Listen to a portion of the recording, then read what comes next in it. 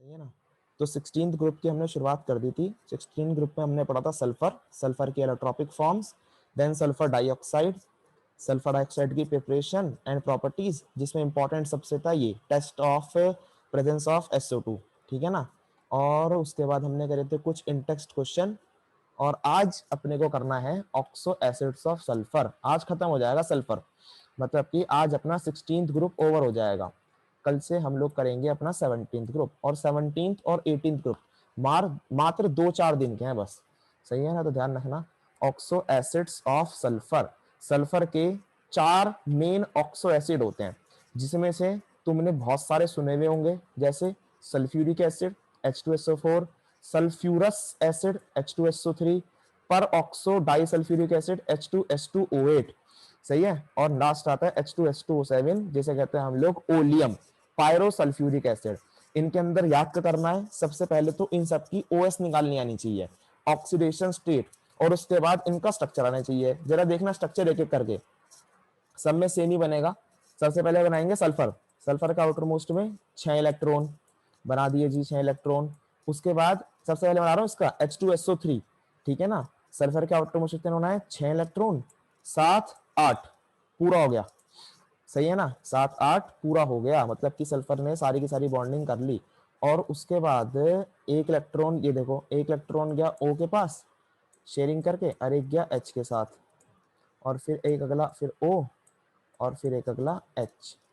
तो इस तरीके से H2SO3 एक ऐसा सल्फर का वो है, सल्फ्यूर मतलब कि ऑक्साइड है, ऑक्सो एसिड है, जिसके अंदर इसके पास लोन पेयर बसता है। और इसके अंदर अगर तुम इसकी ऑक्सीडेशन स्टेट कैलकुलेट करोगे तो सल्फर की निकालनी है, जिसकी निकालनी है उसकी मान लेंगे X, ठीक है ना। हाइड्रोजन की +1, कितना हाइड्रोजन है, 2 हाइड्रोजन है, प्लस जिसकी निकालनी है उसकी X, प्लस ऑक्सीजन की -2। सही है ना। और कितने ऑक्सीजन है, 3। होल पे चार्ज 0, कोई चार्ज ही नहीं है, लगा दिया 0। तो एक्स की वैल्यू क्या गई, एक्स की वैल्यू आ जाएगी 3 2 6, 6 में से 2 गया 4। सो 4 है इसकी ऑक्सीडेशन स्टेट H2SO3 की।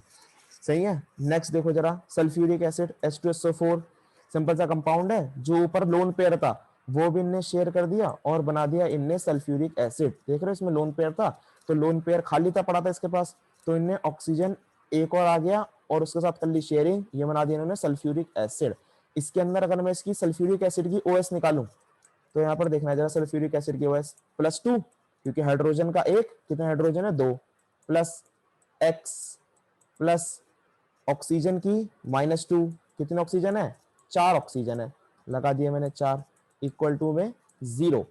देन एक्स की वैल्यू कितनी आ जाएगी यहाँ से, 4 2 8, 8 में से 2 हो गया 6, तो एक्स की वैल्यू आ गई यहाँ पर 6। मतलब कि H2SO4 के अंदर, सल्फ्यूरिक एसिड के अंदर जो अपना सल्फर होता है वो प्रेजेंट होता है +6 OS के अंदर, +6 ऑक्सीडेशन स्टेट के अंदर, ठीक है।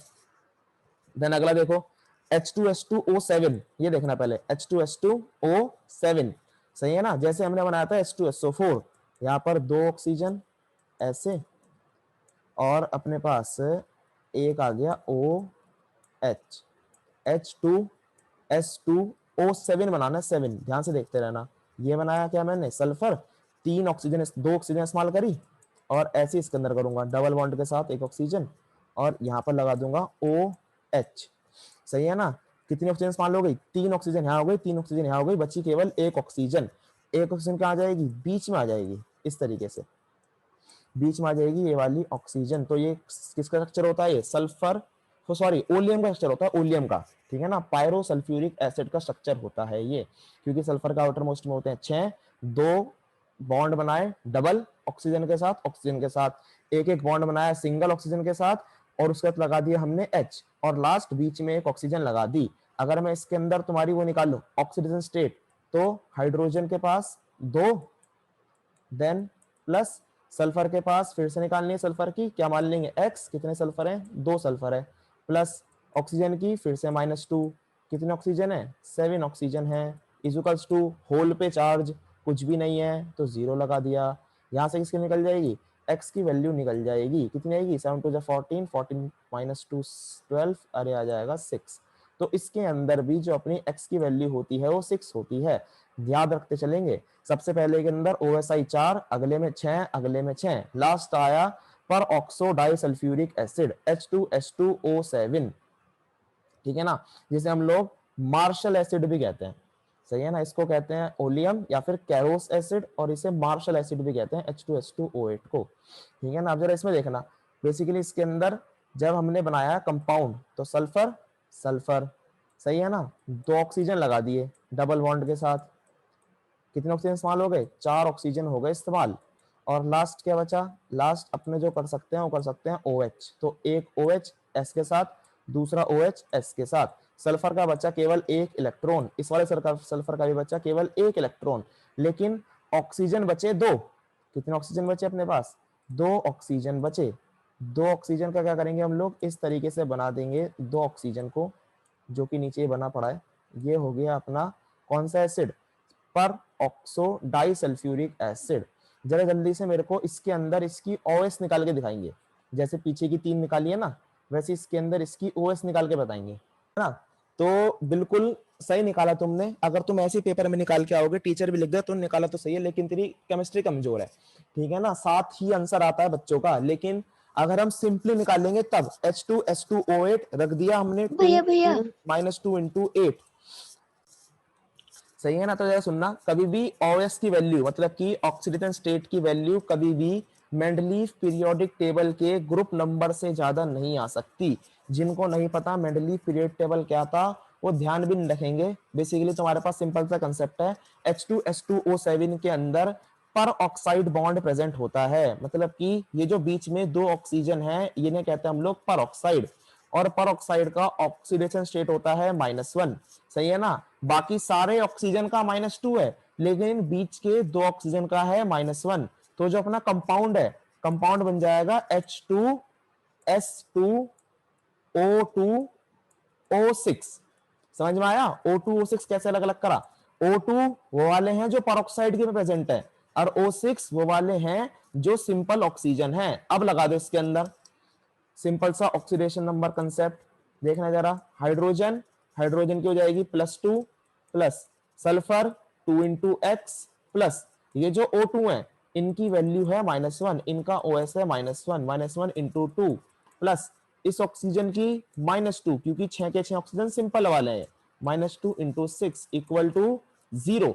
अब कैलकुलेट करो, 6 दूनी 12, 12 और 2 14, 14 माइनस 2, क्योंकि तो 2 से 2 कट गया पूरा का पूरा, तो 12, 12 अपॉन 2 इट इज 6। तो यहाँ से तुम्हारे पास कैलकुलेट करोगे तो x की वैल्यू आएगी 6। तो ध्यान रखेंगे इन सभी स्ट्रक्चर के अंदर हमारी वैल्यू +6 होती है, केवल एक को छोड़कर, सल्फ्यूरस एसिड को छोड़कर, क्योंकि सल्फ्यूरस में +4 होती है, सही है ना। ये 11th क्लास का क्वेश्चन है वैसे तो, किस पर ऑक्सो डाइसल्फ्यूरिक एसिड जिसे हम मार्शल एसिड भी कहते हैं, उसके अंदर जो सल्फर की OS होती है वो +6 होती है, जल्दी से नोट कर लेंगे। और ऐसी एक निकाल के बताएंगे Cr2O5 की, Cr2O5 इसकी और बताएंगे OS निकाल के।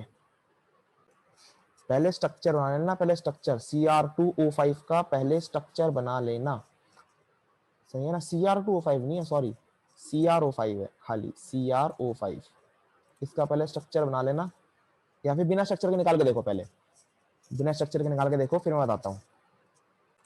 बिल्कुल सही बताया तुमने नॉर्मली। तो अब जरा इसकी स्ट्रक्चर देखना, ये है Cr, और ये देखो जरा, ये होती है इसकी इसका स्ट्रक्चर, 6 आएगा। नहीं नहीं देखियो अभी 6 नहीं आने का, ये होती है इसकी स्ट्रक्चर, इसे कहते हैं हम लोग बटरफ्लाई स्ट्रक्चर।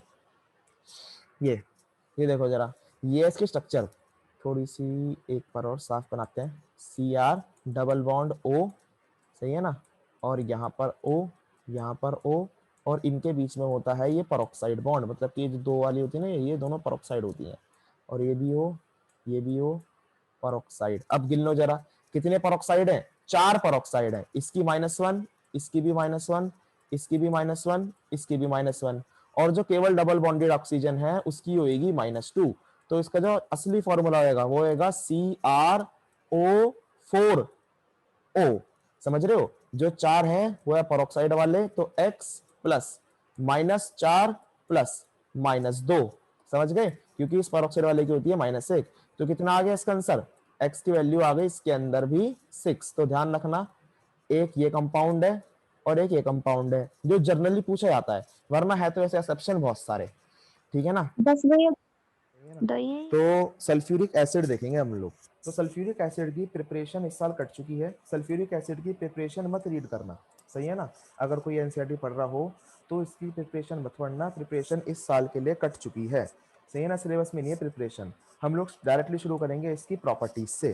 जरा देखना, सबसे पहली प्रॉपर्टीज क्या है कि सल्फ्यूरिक एसिड एक एसिड है, लेकिन इस एसिड के अंदर कितने हाइड्रोजन होते हैं, 2 हाइड्रोजन होते हैं। H2SO4 होता है फॉर्मूला, इसमें कितने हाइड्रोजन होते हैं, 2 हाइड्रोजन होते हैं।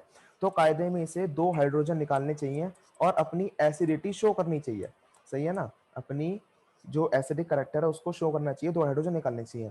लेकिन ऐसा माना जाता है कि हाइड्रोजन एक एक करके निकलते हैं। जरा देखना कैसे निकलेंगे एक एक करके। पहले H2SO4 था, उन्हें एक H+ निकाल दिया, सही है ना। क्या निकाल दिया उनने, एक H+ निकाल दिया और क्या बना दिया, HSO4 नेगेटिव बना दिया, सही है ना। एक H+ निकाल के बना दिया, HSO4 नेगेटिव बना दिया। फिर HSO4 नेगेटिव ने फिर से एक प्लस निकाल दिया, H+ निकाल दिया और क्या बना दिया, SO4 डबल नेगेटिव। जो काम एक ही स्टेप में हो सकता था वो काम 2 स्टेप में करा, ठीक है ना। और करने के बाद इनके आगे इनकी लिख दी Ka1 Ka2। अब Ka1 Ka2 क्या है, Ka1 Ka2 है डिसोसिएशन कांस्टेंट। क्या है ये, डिसोसिएशन कांस्टेंट। मतलब कि इनको तोड़ने में, कि हाइड्रोजन निकालने में कितनी ताकत लगानी पड़ रही है। Ka1 Ka2 का मतलब है कि हाइड्रोजन को निकालने में कितनी ताकत लगानी पड़ रही है, सही है ना। जिनको पता है डिसोसिएशन कांस्टेंट क्या होता है उनको पता ही होगा, वरना नहीं पता तो ध्यान रखेंगे। Ka1 Ka2 का मतलब क्या है कि H+ निकालने में कितनी ज्यादा हमको पावर लगानी पड़ रही है, सही है ना। अब क्वेश्चन कैसे बन के आता है, क्वेश्चन कहता है कि Ka1 बहुत ज्यादा, सॉरी Ka2 बहुत ज्यादा बड़ा होता है एज कंपेयर टू Ka1। मतलब कि मेरे को दूसरी बार H+ निकालने में बहुत ज्यादा ताकत लगानी पड़ती है as compare to first H+। इसका रीजन क्या है, इसका रीजन है कि जो अपना HSO4 नेगेटिव है, मतलब कि जब हमने एक H+ निकाल दिया बन गया HSO4 नेगेटिव, तो दूसरा H+ किसमें से निकलेगा, दूसरा H+ निकलेगा HSO4 नेगेटिव में से। और जो अपना HSO4 नेगेटिव है दैट इज रेजोनेंस स्टेबलाइज्ड, मतलब कि उसके अंदर क्या होता है, रेजोनेंस होता है। अभी 2-3 दिन पहले हमने पढ़ा था रेजोनेंस के बारे में। एक बार और देख लो जरा, कि अगर मेरे पास H2SO4 है, कुछ इस तरीके की स्ट्रक्चर होती है H2SO4 की। ये देखो जरा, ये होता है H2SO4, अभी 2 मिनट पहले ही बनाया हमने, सही है ना, H2SO4। अब इस H2SO4 में से अगर एक H निकल गया, अगर एक H+ निकल गया, मान लो मैं एक H+ गायब कर देता हूं ये वाला, अब ये H+ गायब हो गया, H+ निकला है तो बचा क्या होगा, HSO4 नेगेटिव। अब ये जो नेगेटिव ये है क्या कहते हैं, चार्ज। अब ये जो नेगेटिव चार्ज है वो क्या करेगा, घूमेगा। घूमेगा मतलब कि कभी ये यहां जाएगा और कभी ये पीछे वाले ऑक्सीजन पे जाएगा। मतलब कि जब भी डबल बॉन्ड या फिर और नेगेटिव चार्ज, जब भी डबल बॉन्ड और नेगेटिव चार्ज ऑल्टरनेट पोजीशन पे होते हैं तो फिर वो आपस में रोटेट करते हैं और रोटेट करने के बाद वो बनाते हैं रेजोनेटिंग स्ट्रक्चर्स। मतलब कि अगर कोई तुमसे कहे ये स्ट्रक्चर ठीक है, मैं भी कह रहा हूं स्ट्रक्चर ठीक है, लेकिन अब अगला बंदा आएगा वो कैसे बना देगा, वो बनाएगा कुछ इस तरीके से, यहाँ पर डबल बॉन्ड O, यहाँ पर O नेगेटिव और डबल बॉन्ड O, देख रहे हो। मतलब कि मैं नेगेटिव चार्ज चला गया इस ऑक्सीजन पे, डबल बॉन्ड आ गया यहाँ पर, और दूसरा जन आएगा वो बनाएगा, अच्छा लग रहा, मजे नहीं आ रहे, मजे नहीं आ रहे ना।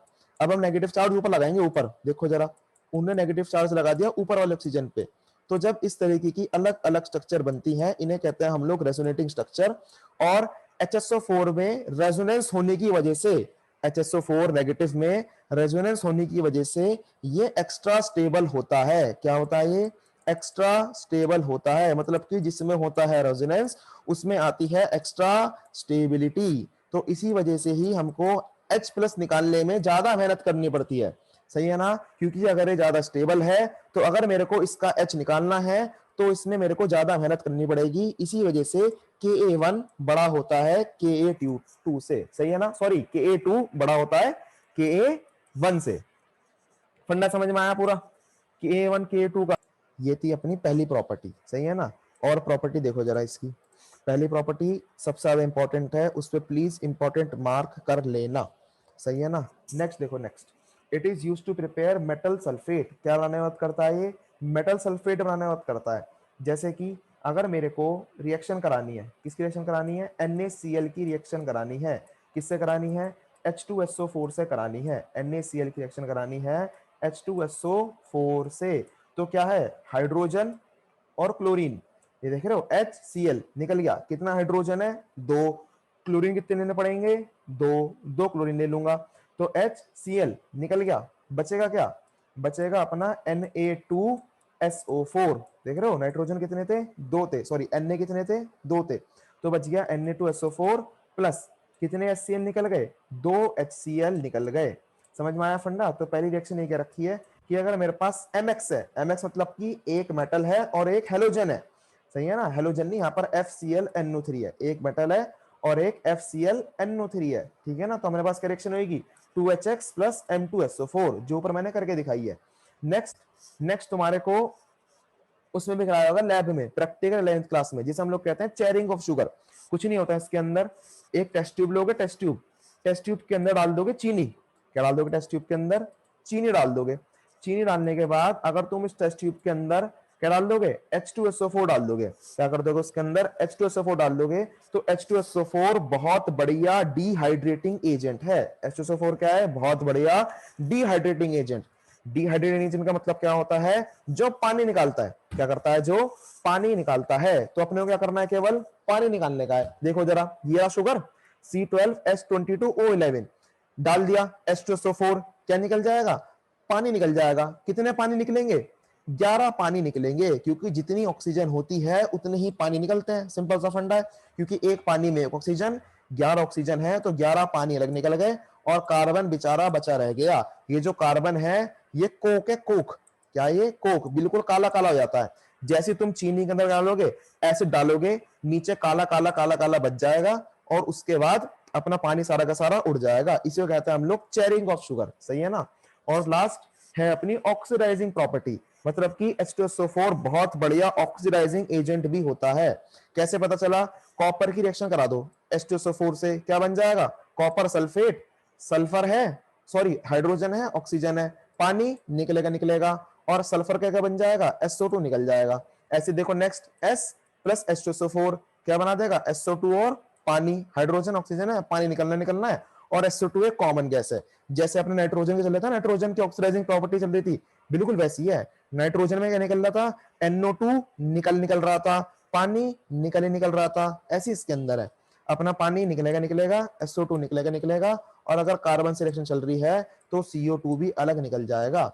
सही है ना। जल्दी से नोट कर लेंगे। और charring of sugar, oxidising agent, दोनों पे मोस्ट इंपॉर्टेंट मार्क लगा लेंगे। मतलब कि सल्फर की सारी प्रॉपर्टीज ही मोस्ट इंपॉर्टेंट है। सही है ना। जल्दी लिख लेंगे, जल्दी से। पहले अपने आप करके देखेंगे क्वेश्चन सारे के सारे, कॉपी में आंसर देखेंगे, फिर उसके बाद जब मैं आंसर बताऊंगा मैच कर लेंगे। सही है ना। तो देखना जरा, सबसे पहला क्वेश्चन क्या था? सबसे पहले क्या रखा था? H2SO4 को जब हम मिला देंगे कैल्शियम फ्लोराइड में, मतलब कि CaF2 के अंदर, तो देखो रिएक्शन हो जाएगी H2SO4 प्लस CaF2।